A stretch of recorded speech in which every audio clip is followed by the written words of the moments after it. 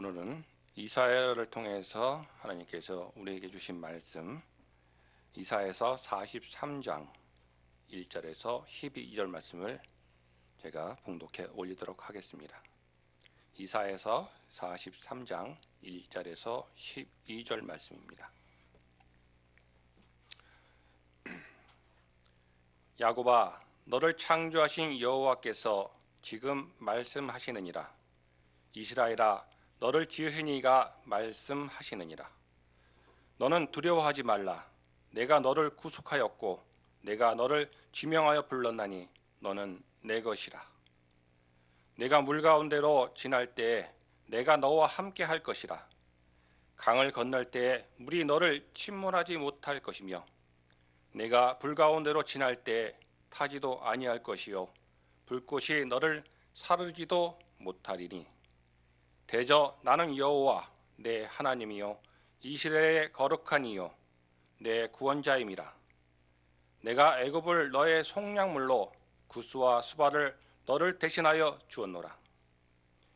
내가 내 눈에 보배롭고 존귀하며 내가 너를 사랑하였은즉 내가 내 대신 사람들을 내어주며 백성들이 내 생명을 대신하리니 두려워하지 말라.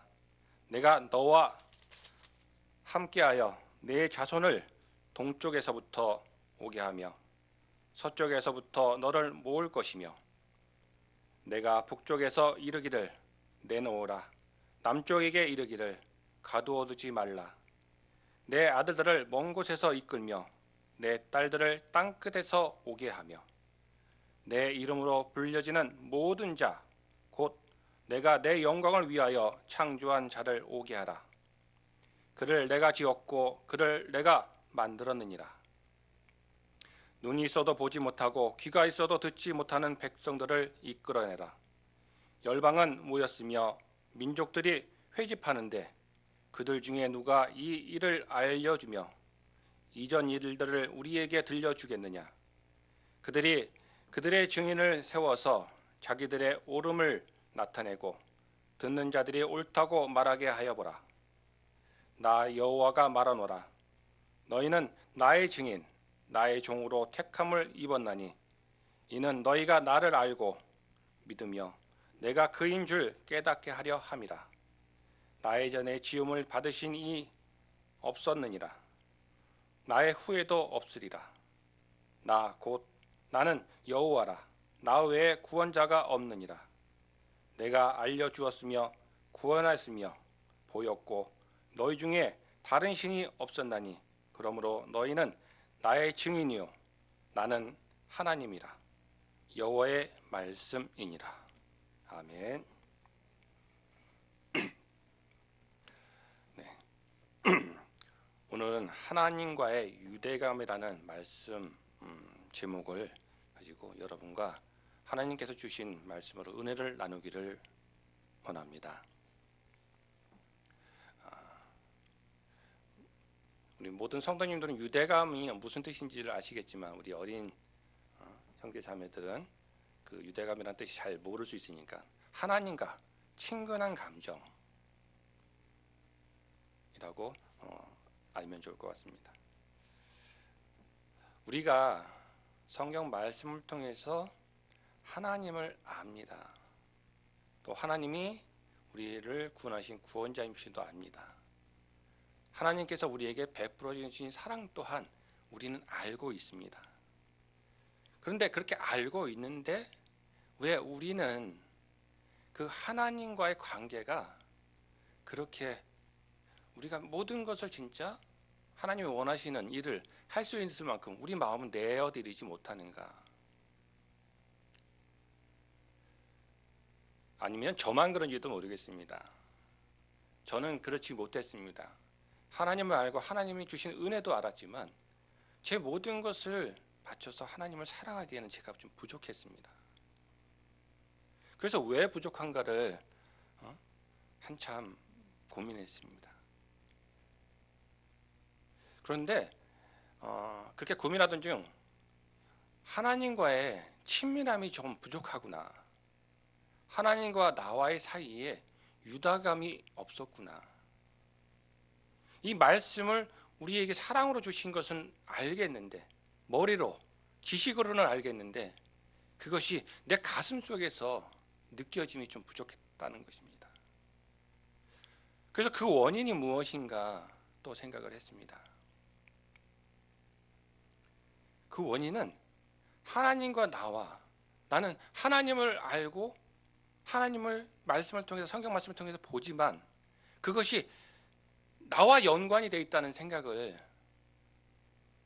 하지만 이렇게 느껴지지를 못했던 것입니다.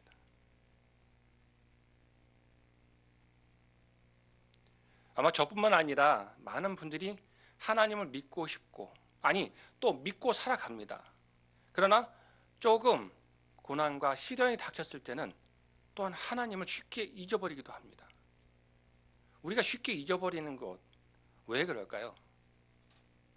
우리의 가슴 속에, 아니면 우리의 어떤 기억 속에 강한 어떤 자극이 없었기 때문에, 어떤 사건이 없었기 때문에 우리는 정확하게 기억을 하지 못합니다. 얼마 전 목사님과 식사를 나누다가 목사님 따님이 이제 사모님과 나누는 얘기를 같이 듣게 됐습니다. 사모님이 기억하는 따님에 대한 기억, 그 얘기를 하는데 딸은 전혀 기억을 못하는 거예요. 다른 기억을 가지고 있습니다. 똑같은 내용을 얘기하고 있는데 부모인 어머니가 하는 말과 받아들이는 딸이 똑같은 상황을 가지고 다른 감정으로 얘기하고 있다는 것입니다.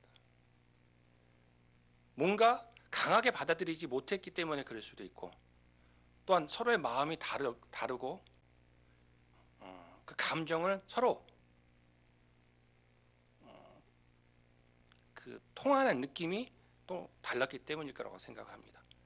또한 이 성경에서 우리에게 주시는 말씀 또한 하나님이 우리에게 주시고자 하는 그 사랑의 마음과 받아들이는 우리의 마음이 생각이 조금 달랐다면,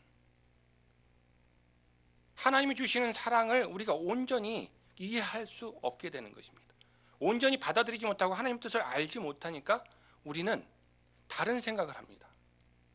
하나님이 주시는 것은 우리가 편하게 살고, 우리가 건강하고, 우리가 물질의 복을 많이 받고, 이런 것으로만 우리는 이해를 합니다.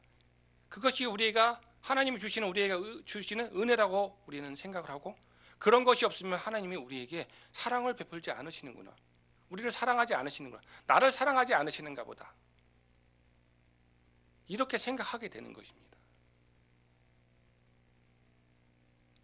그런데 우리가 명확하게 알아야 될 것이 바로 핵심적인 하나님의 사랑이 무엇인가인데, 이 유대감, 제가 이 같은 친구들 사이에서는 그 이 말 가지고, 말로써 저한테 이제 제가 약간 이제 말 뜻을 가지고 말장난이라고도 할 수 있는데, 이제 그런 것이 많이 떠오릅니다.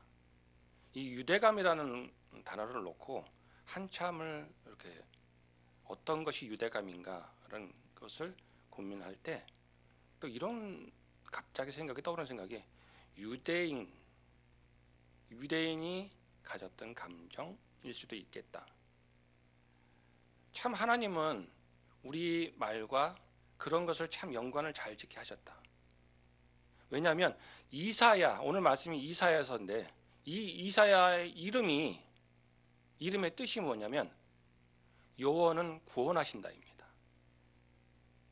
그냥 우리가 알기로는 이사야는 하나의 선지자, 그 많았던 선지자 중에 한 사람으로 생각하고, 대신 하나님의 뜻을 많이 전했던 선지자, 이렇게 생각할 수 있습니다. 그 이름에 담긴 뜻이 여호와는 구원하신다. 그래서 이사야가 사실 이 오늘 말씀처럼 이 전한 내용은 여호와께서 우리를 구원하신다는 내용을 많이 담고 있습니다. 신약에서도 이사야서를 굉장히 많이 인용해서 말씀하고 계십니다. 이런 것처럼 우리가 무심코 넘기는 우리가 사용하는 단어 속에 사실은 하나님께서 우리에게 알게 하시고자 하는 뜻이 담겨 있을 수 있다는 것입니다. 유대감이라는 뜻과 유대인의 감정, 유대인은 하나님을 사랑하는, 하나님 믿고 따르는 그런 민족이었습니다. 하나님이 택한 민족이었습니다. 근데 그들에게 없었던 것이 있습니다. 하나님은 진짜 그들이 소유하기를 원했던 것이 있었습니다. 그게 가장 큰 것이었습니다. 유대감에서 가장 큰 대자, 그 대자, 그 큰 것은 바로 사랑, 하나님의 사랑입니다. 긍휼과 자비가 없으면 그것은 하나님을 우리가 온전히 이해하는 것이 아닙니다. 하나님의 긍휼과 사랑을 우리가 이해하지 못한다면 그것은 우리가 온전히 하나님을 아는 것이 아니었습니다. 그렇기 때문에 유대인은 하나님의 긍휼과 사랑을 몰랐기 때문에 유대인으로서 하나님을 온전히 알았던 것이 아니라 유대인의 감정인 유대감을 가지고 있었던 것이 아니라 그 대자가 빠진 유감을 가지고 있었던 것입니다. 사랑에 빠지면 하나님과 유대인의 사이에 유대감이 생기는 것이 아니라 유감이 발생하는 것입니다. 그래서 하나님의 뜻을 온전히 이해하지 못하고 예수 그리스도를 우리를 위해서 보내주셨는데 그것을 믿지 않는 것이 지금의 유대인들입니다. 우리에게도 무엇인가가 부족합니다. 유대인처럼 하나님을 경외하고 섬기지만 무엇인가가 분명히 빠져 있는 것입니다. 그렇기 때문에 하나님의 말씀이 나의 말씀으로 다가오지 않습니다. 알기는 아는데 그게 나와 그렇게 머리로서는 이해되지만 내 안에 가슴에서는 이해를 받아들이지 못합니다. 그렇기 때문에 하나님이 진짜 사랑한다면 네 모든 것을 남에게 베풀고 나눠주라 하는데 그렇게 해야 된다는 것은 알지만 실질적으로 행동으로 옮기질 못하는 것입니다. 선악과 사건이 성경 안에서 아담에게 있었던 일이라고만 우리는 생각을 합니다. 여기서 한 가지 더. 아담의 이름의 뜻은 사람이란 뜻을 가지고 있습니다. 곧 아담은 모든 사람과 똑같다는 것입니다. 여러분도 사람이고 저도 사람입니다. 아담이 범한 죄를 똑같은 아담, 사람, 우리가 지금도 범하고 있다는 것이고 선악과의 선택은 지금도 우리에게 하나님은 주고 계십니다. 그런데 그것을 우리는 성경을 보면서도 우리에게 지금 벌어지는 일이 아니고 아주 먼 과거에 하나님께서 처음 우리를 창조하시고 아담을 에덴 동산에 두셨을 때 아담에게 한 말이고 아담이 저지른 범죄라고만 생각을 합니다. 지금 하나님께서 여러분에게 똑같은 말씀을 하고 계십니다. 선악과를 따먹는 날에는 너희들이 정령 죽으리라. 이 선악과가 무엇입니까? 하와의 말을 통해서 알 수 있습니다. 이 선악과는 보기에 보암직도 하고 먹음직도 하고 지혜롭게 할 만큼 탐스럽기도 한 나무의 hir과입니다. 똑같은 아담인 우리 인간인 우리가 볼 때 보암직도 하고 먹음직도 하고 지혜롭게 하고 탐스럽게 한 것이 무엇입니까? 우리가 느끼는 그 선악과는 보암직도 하고 먹음직도 하고 그 지혜롭게 할 만큼 탐스러운 그 나무는 세상을 보면 세상 것을 우리는 그렇게 봅니다. 세상 것은 우리에게 뭔가 풍족함을 줄 것 같고 돈을 가지고 있으면 우리가 모든 고통이나 시련에서 벗어날 것 같고 그래서 우리가 선택하는 것은 물질적인 것을 택하고 쾌락을 택하고 지금도 우리의 선택은 그런 쪽으로 기울어져 있습니다. 아담에게만 주어졌던 선택이 아니라 지금 우리에게 똑같이 하나님은 말씀하고 계신 것입니다. 그런 것을 택하면 너희가 정녕 죽을 수밖에 없다. 말씀에는 선악과에 대한 말씀만 나오지만 사실 동산 중앙에는 선악을 알게 하는 나무와 생명나무가 같이 있었다고 말씀하셨습니다. 그런데 하와는 왜 선악과만 눈에 들어왔을까요? 그 옆에 생명나무가 분명히 있었습니다. 그런데 생명나무가 무엇이었을까요? 우리도 생명나무에 대한 관심은 거의 없습니다. 하나님께서 생명나무의 실과를 따먹으면 영생하기 때문에 죄를 지은 범죄한 인간이 먹으면 안 되기 때문에, 아담과 하가 먹으면 안 되기 때문에 그것을 그들에게서 멀리 떼어놓으시고 그것을 따먹지 못하게 하자는 내용만 알고 있기 때문에 생명나무가 무엇인지는 관심이 별로 없었습니다. 그런데 가만히 보시면 생명나무는 여러분들이 매번 보고 있었고 여러분들이 잘 알고 있는 나무입니다.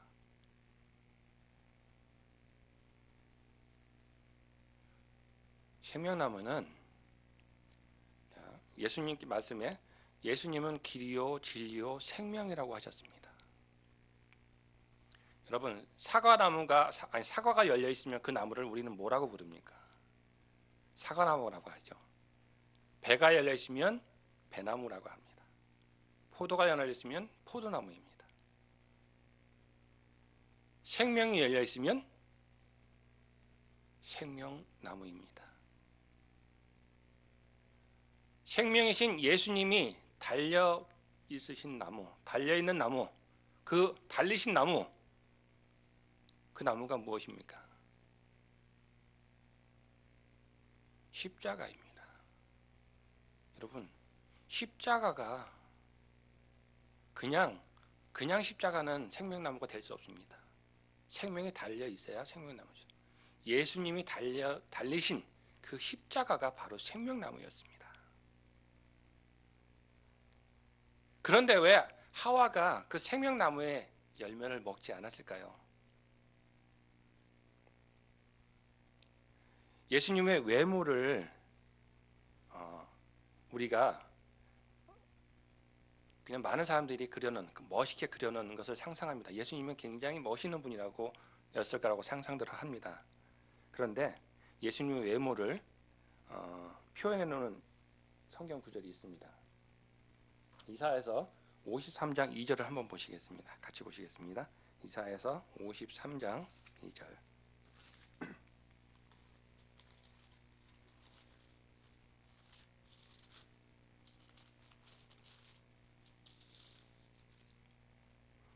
제가 봉독하도록 하겠습니다. 그는 주 앞에서 자라나기를 연한 순 같고 마른 땅에서 나온 뿌리 같아서 고운 모양도 없고 풍채도 없은즉 우리가 보기에 흠모할 만한 아름다운 것이 없도다. 예수님은 이 선악과와 반대로 보기에 보암직도 하지 않았고 탐스럽지도 않았고 지혜롭게 할 만큼 아름답지도 않았습니다. 오히려 누가 봐도 흠모할 것이 없는 것처럼 보잘것이 없어 보였습니다. 그런 열매가 달려있는 나무를 하와가 봤을 때 따먹고 싶지 않았을 것입니다. 여러분도 마찬가지입니다. 우리도 마찬가지입니다. 두 가지가 똑같이 내 앞에 있을 때 어떤 것을 따먹고 싶어 하겠습니까? 그런데다가 그렇게 보잘것없었는데 거기에 우리의 죄를 감당하시느라고 그 피를 흘리고 상처를 입으시고 찔리고 또 채찍에 맞고 하셨기 때문에 그 겉에는 무수히 많은 상처가 있었고 피가 묻어 있었습니다. 여러분, 그 두 개의 과일을 본다면 여러분은 어떤 걸 따드시겠습니까? 그런데 우리가 말씀한 것처럼 하나님의 사랑을 알았다면 그 사이에 하와와 하나님 사이에 유대감이 있었고 하나님의 사랑의 참뜻을 알았다면 하나님께서 왜 선악과를 따먹지 말라는 것을 하와는 깨달을 수 있었을 것입니다. 성경을 보면 하나님은 아담과 직접적으로 얘기하셨지만 하와하고 직접적으로 얘기하지는 않으셨습니다. 그런 내용을 발견할 수 없었습니다.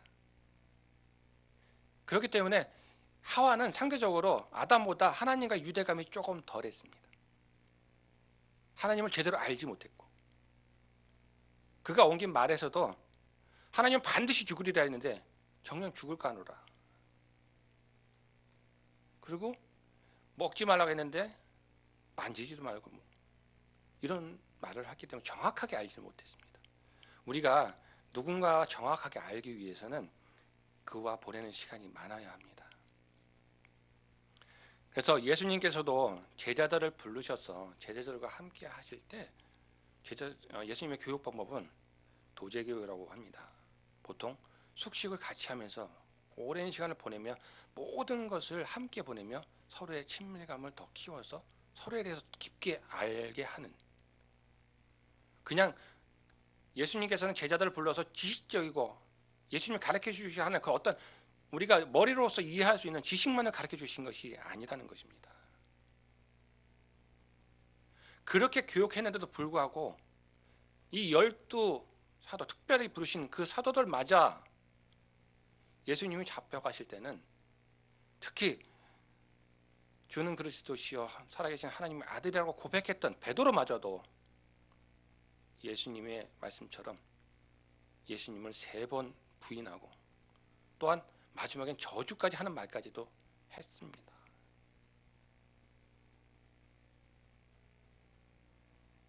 그렇게 많은 시간을 보내면서 교육했어도 아직 친밀감, 유대감이 조금 부족했던 것입니다. 그런데 우리가 이 살아가면서 성경을 조금 보고 성경을 백독을 하든 천독을 한다고 해서 우리가 하나님의 마음을 온전히 솔직히 이해하기는 힘듭니다. 그렇기 때문에 우리는 머리로서 이 성경을 읽는 것이 아니라 이 안의 말씀들, 오늘 말씀처럼, 오늘 말씀은 이 남유다, 이사야가 살고 있던 남유다가 바벨론으로 의해서 멸망하게 되고 이 이스라엘 민족이 바벨론의 포로로 끌려갔는데 하나님께서 그들을 다시 구원하실 것을 이사야를 통해서 예언해 주시는 내용입니다. 멸망받을 수밖에 없었던 것은 하나님의 그들을 하나님의 마음대로 하셨던 게 아니라 하나님의 뜻을 이 유대인들이, 이스라엘 사람들이 온전히 따르지 못했기 때문입니다.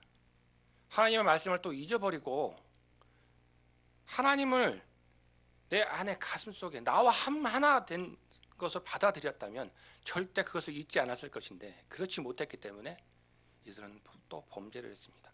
하나님이 아닌 다른 이방 신들을 받아들였고 이방 사람들과 또 섞여서 이방 문화를 받아들임으로 해서 하나님과 멀어지는 죄를 범하였기 때문에 이들은 또 멸망할 수밖에 없는, 하나님의 회초리를 맞을 수밖에 없는 상황에 놓이게 되었던 것입니다. 성경 말씀 전체를 보면 하나님은 죄인을 반드시 심판하시는 공의의 하나님이십니다. 그러나 하나님이 택하신 백성을 반드시 또한 구원하신다 말씀하십니다. 또한 사랑의 하나님을 말씀해 주십니다.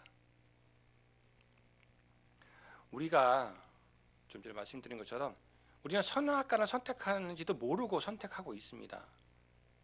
하나님의 그 사랑을 제대로 모르기 때문인데 우리는 그런지도 모르고 지금 우리가 아담과 하와가 선택했던 그 선택의 길을 걷는지도 모르고 있다는 것이 문제입니다.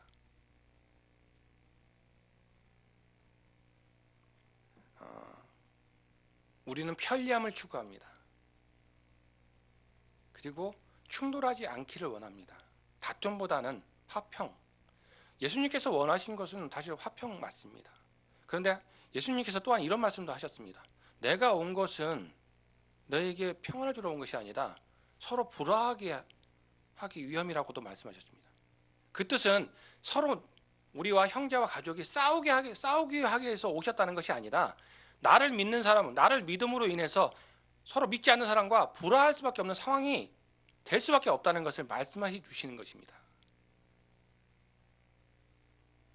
그런데 우리는 그 불화를 피하기 위해서 우리가 선택하는 것은 뭐냐면 예수님을 포기해버립니다. 아니면 예수님을 더 우리보다 우선하지 않고 뒤로 한발 물러나게 하는 위치를 선택한다는 것입니다. 그게 보기에 좋고 아름다워 보이고 지혜로워 보일지 몰라도 그것은 결국 우리를 사망케 하는 길로 안내하는 것입니다. 우리가 선악과를 따먹는 행위를 하고 있는 것입니다.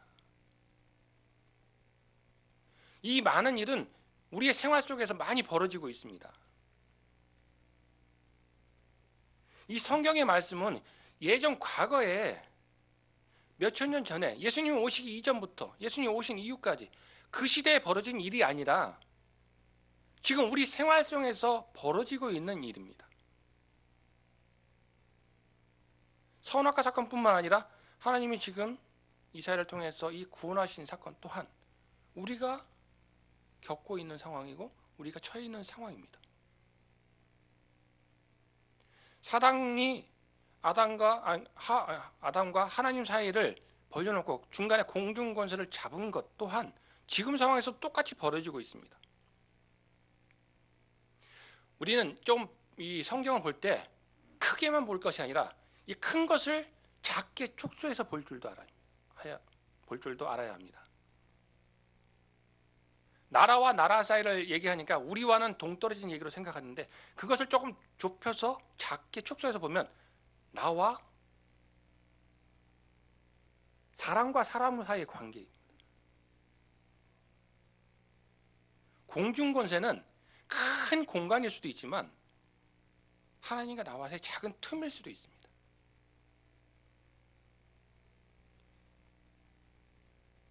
선악과에서는 온 죄가 그 죄악이라고 볼 수 있지만 오늘날의 관계에서는 이 코로나가 그 죄에 해당되는 것일 수도 있습니다.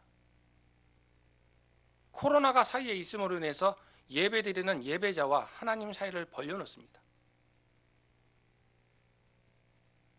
그런데 벌려놨다고 해서 우리가 그 가로막은 것을 그냥 막힌 것으로 끝내버린다면 그 단절된 것이 시간이 오래 가면 영영 잊혀져 버릴 수 있습니다. 한번 생각해 보세요. 우리가 전에는 우리가 아는 사람들과 자주 교류를 하고 만나고 만남을 통해서 친해졌습니다. 근데 요즘은 그렇지 못하는 상황이 되었습니다. 코로나 때문에.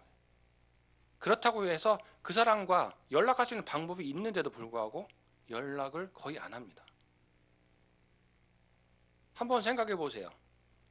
여러분이 그동안 진짜 친했던 사람, 코로나 사태 이전에 나와 자주 만났던 사람, 그 사람과의 나의 관계가 어땠는지, 코로나 이전의 관계와 코로나로 인해서 만나지 못한 지금의 관계 다시 한번 생각해 보시기 바랍니다. 그 관계가 예전만큼 그렇게 돈독한가요? 아니면 더 애절해지셨습니까? 아마도 그전보다는 못하셨을 겁니다. 우리는 만남이라는 관계, 같이 부딪히고 서로 관계되지 않는 관계 속에서 이 친밀도가 자꾸 멀어져 갑니다. 함께 모여서 예배할 수 없으면 다시 그런 상황 속에서도 하나님과 같이 만날 수 있는 그 통로를 우리는 찾아야 하는 것입니다.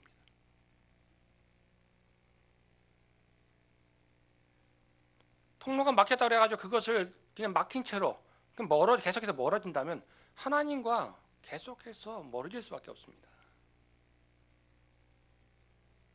반드시 하나님과 교통할 수 있는, 멀어진 사람과 소통할 수 있는 통로는 항상 열어두시고 준비해 두신 것이 있습니다. 우리에게는 성경을 주셨고 또 이러한 상황 속에서는 우리에게 방송과 어떤 장비, 요즘의 새로운 기술 통해서 대면하지 않아도 하나님을 접할 수 있는, 물론 직접 대면하는 것이 가장 친밀도를 높일 수 있는 방법이지만 그럴 수 없다면 차선책을 찾아야 하는 것입니다.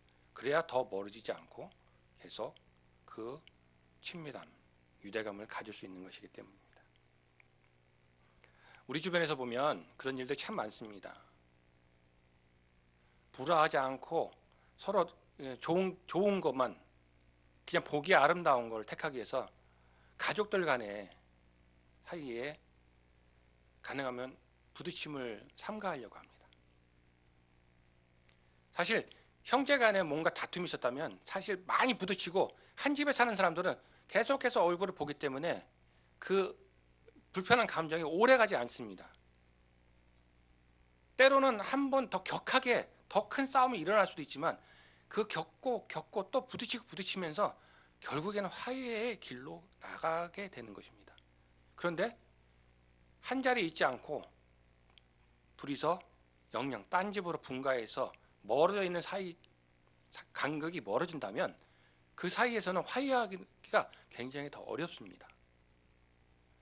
물론 더 큰 충돌은 일어나지 않지만 또한 화해 또한 더 멀어지는 것입니다. 우리가 많이 이제 접하는 것 중에 요즘 시부모들이 며느리를 우리가 예전에 알던 시부모와 며느리 그런 관계를 피하려 듭니다. 왜? 며느리들이 싫어하니까. 싫어한다는 것은 사실 보기에 아름답지 않고, 그러니까 보기 좋은 거, 우리가 선악과를 선택하듯이 좋은 걸 선택하고 싶은 마음과 똑같은 겁니다. 그런데 이제 그런 선택이 보기에는 좋고 아름다워 보이고 지혜롭고 보이는데 문제는 이 며느리는 그동안 나와 관계를 맺지 않았던 사람입니다. 이제 아들로 인해서 관계를 맺게 된 사이입니다. 그러면 좀 더 충돌이 있더라도 부딪혀서 살아야 합니다. 그래야 친밀감이 생기고 유대감이 생기게 되는 것입니다. 그런데 그 부딪힘, 불화가 잠깐 생기는 그것을 피하기 위해서 우리는 떨어져 사는 것을 선택합니다. 그리고 가능하면 방해하지 않으려고 합니다. 아름답죠. 그런데 그렇게 되면 그 새롭게 이 가족으로 들어온 그 며느리는 어찌 보면 우리가 태어나서 부모와 함께 크면서 때로는 부모한테 매를 맞고 혼나고 벌을 받고 이러면서 커온 그 가족과 같이 될 수 없습니다.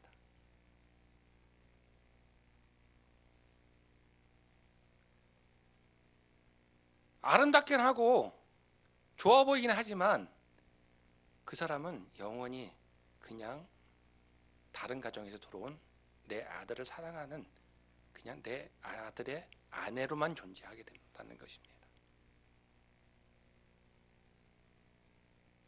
가족과 친밀감이 없어요. 저도 그런 경험을 많이 했는데 조카들이 태어나서 저는 조카들이 태어난 이후에 조금 이제 가족들과 떨어져서 따로 살았습니다. 그런데 제 동생이나 제 누님은 그 근처에 같이 살았습니다. 시간이 지나고 저는 그래도 제 조카니까 제 마음에 가족이라는 마음을 가지고 그들을 대합니다. 왜? 나와 형과의 그동안 관계가 있죠. 그 형과의 관계에서 태어난 조카잖아요. 그러니까 저는 그 조카들에 대해서 굉장히 조금 가족이라는 느낌을 가지고 느끼고 삽니다. 그런데 그 조카들은 저를 그냥 아버지의 동생이구나, 삼촌이구나, 작은아버지구나 그냥 그렇게만 대하지 그 조카와 저 사이에는 좀 왠지 모르게 거리가 있습니다. 그런데 그 주변에 같이 살았던 제 동생과 제 누님과는 그 조카들이 또 친하게 지내요. 서스럼 없이. 이런 것을 볼 때 물론 같이 있다 보면 뭐 이모나 고모한테 혼나기도 하고 있었겠죠. 혼날 일도 있었고 또 좋은 일도 있었고.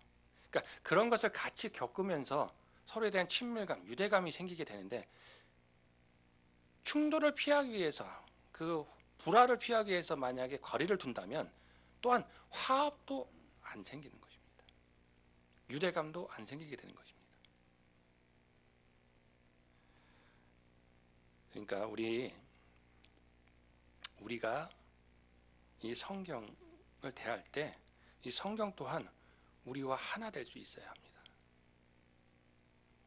예수님께서 난 포도나무요 너희는 가지라. 너희가 나한테 붙어 있으면 열매를 맺는다고 하셨습니다. 그런데 이 붙어 있는다는 것이 그냥 걸쳐 있는 거와 붙어 있는 것은 굉장한 차이가 있습니다. 붙어 있다는 것은 하나가 된다는 뜻이고, 하나가 돼서 뿌리에서 공급되는 것이 나를 통해서, 나를 거쳐서 다시 나가야 열매를 맺을 수 있는 것이지, 우리가 한여름철에 그 나무를 감고 있는 어떤 덩굴처럼 같이 붙어 있는 거죠. 한 몸처럼 보이는데 휘 감고만 있다고 해가지고 붙어 있는 것이 아니기 때문에, 붙어 있다 한들 그것은 붙어 있는 것이 아닙니다. 걸쳐 있는 것이지. 그러면 절대 그 나무의 열매를 맺는 것이 아니라 자기만의 열매를 맺는 것입니다. 우리가 은혜를 받습니다. 하나님께 많은 은혜를 받았습니다. 근데 은혜를 받은 것을 가지고, 받은 것만 가지고 있으면 우리는 그 은혜를 누릴 수가 없습니다. 이 받은 은혜를 우리가 잊고 그 은혜를 누리면서 살아야 그 은혜가 나와 하나가 되고, 그래야 하나님께서 주신, 은혜를 주신 분의 그 고마움을 우리가 피부로 느낄 수 있는 것입니다. 그런 관계가 되어야만 우리가 하나님을 경외하는 이 예배를 드리는 것도 형식이 아닌 우리의 진정이 돼서 예배를 올릴 수 있는 것입니다. 우리 모두 하나님과 하나 되는, 사랑이 있어서 함께 될 수 있는 친밀한 유대감을 가진 하나님의 자녀가 되기를 간절히 축원합니다.